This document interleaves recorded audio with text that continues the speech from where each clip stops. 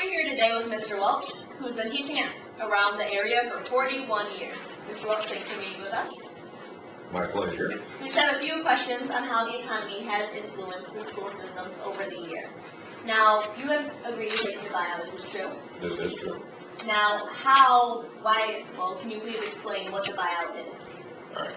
Simply, the salary schedule is based on a combination of years of experience and education. Like a lot of the people, I am at the top of the salary schedule. It is much more cost effective to replace a veteran teacher with a person with minimal degrees experience.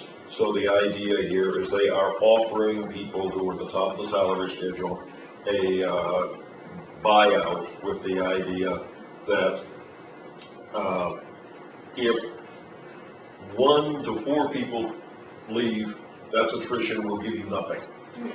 If between 4 and 7 people go, we're offering $20,000 a year, $10,000 a year for 2 years.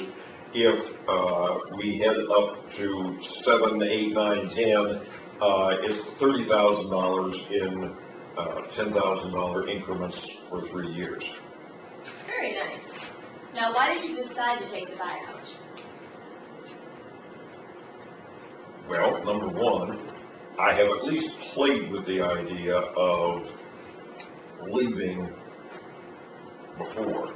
I have not been real happy with the last year or so at Homer schools, and that's definitely a factor on this. I think that some of the decisions that have been made for either me personally or educationally for the students have not always been the best ones, and I have disagreed with those. And it's one of those things, I really don't need to do this, but I still enjoy teaching, mostly. Okay. Very good. Why did you take the buyout sooner? Oh, I'm sorry. Well, the idea was, the buyout was offered 10 years ago, and at that point, no one accepted it. It was a smaller amount, and at that point, obviously everybody was at least 10 years younger, and that makes a difference on where you're at. One of the other things that is a factor on this is it's not only Homer's buyout, but the state is playing with various games in a Senate bill that may or may not pass. But it becomes one of those things of some of the things that are in the Senate bill are punitive. That if you don't retire by this point, you will be penalized. And for a lot of people, I think that the idea is a combination carrot and stick. It's the time to do it. And for me, it's also with the idea of some of the other things that are going down. Okay, very good. What cuts did you experience during your time working at Homer schools? Well, obviously, some programs have gone away or been scaled back. Some of the things with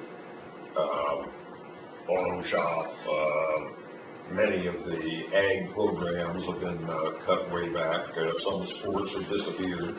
A lot of cultural things, chess club or things like that are no longer there. And part of that is student interest and part of it is economics.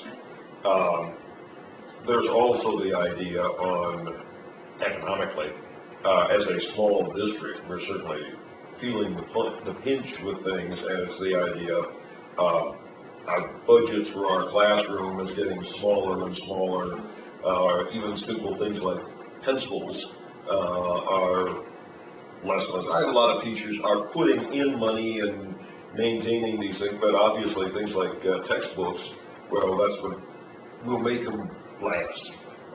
What was on a 5-7 year cycle, well, we'll now do this for 10 years. So things get squeezed. I see. Did you originally plan on working this long, or did you intend on leaving the school earlier? Has the economy influenced this? The idea of did I expect to be in Homer this long? No.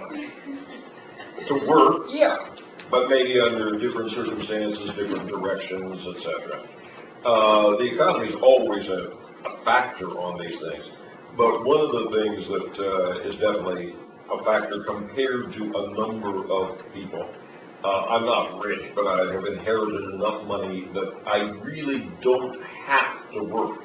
Okay. It's one of those things that I'm doing this because I find this stimulating or interesting or idealistically. It's not really an economic thing, but it also is enough of a realist in the world that, yeah, the economy is changing and maybe this is going to do it. How has social stress as the rest of the Well, we call these planets the idea. Well, you just have to work smarter rather than harder, which means we won't give you any money, we just want you to work harder. And that's sort of the direction that's been, and one thing we're seeing, particularly for a small school, I think we have a pretty good academic program, but it's really being squeezed. The school board and the superintendent is in the process of discussing, can we afford to offer advanced XYZ program? Is it cost effective? Can we offer this for 8, 10, 12 people? Once upon a time, that was no longer an issue. If we had people to do it, we would do it. And now it's this, there's a dollar sign on everything. It's very true. Well, thank you much for your time here, Mr. Welch.